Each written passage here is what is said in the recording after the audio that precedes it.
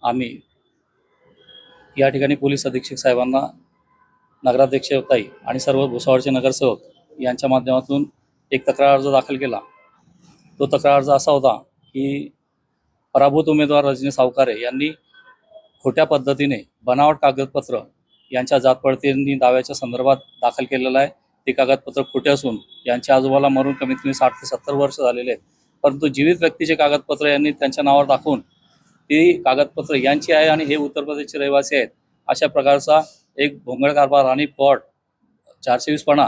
आणि लवाडपणा, खोटेपणा या ठिकाणी रजनी सावकारे आणि त्यांच्या सहकाऱ्यांनी केलेला आहे। त्या संदर्भात तक्रार दाखल करून आम्ही आज साहेबांची भेट घेऊन साहेबांना त्या संदर्भात निवेदन दिलं आणि त्यांना मागणी केली की यांच्यावर तो खोटा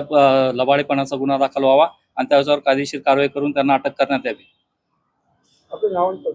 अनुप खबराडे आज अप्पर पोलीस अधीक्षक यांच्याकडे आले असता आमच्या गायत्री भंगाडे या नगराध्यक्षपदी निवडून आलेले आहेत आणि त्यांच्यावर समितीमार्फत म्हणजे त्यांचा जातीचा दाखला हा जो समितीकडे त्यांचे केसेस चालू आहेत, तर त्याच्यावर रजनी सावकारे यांनी उत्तर प्रदेशमध्ये जाऊन त्यांचे जे पर आजोबा आहेत त्यांच्या नावाला मिळती जुळती अशी खोटी कागदपत्रे आणून त्या ठिकाणी त्यांनी ते सादर केलेली आहे। आणि जे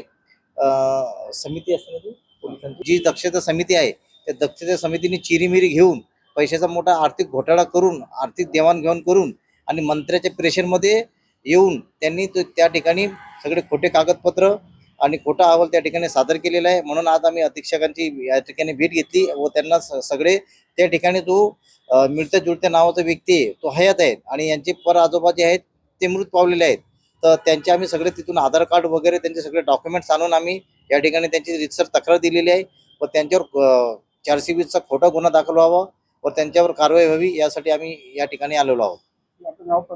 मी उल्हास पगारे, नगरपालिकेत नगरसेवक आहे आणि प्रस्तुत यापदी विराजमान आहे।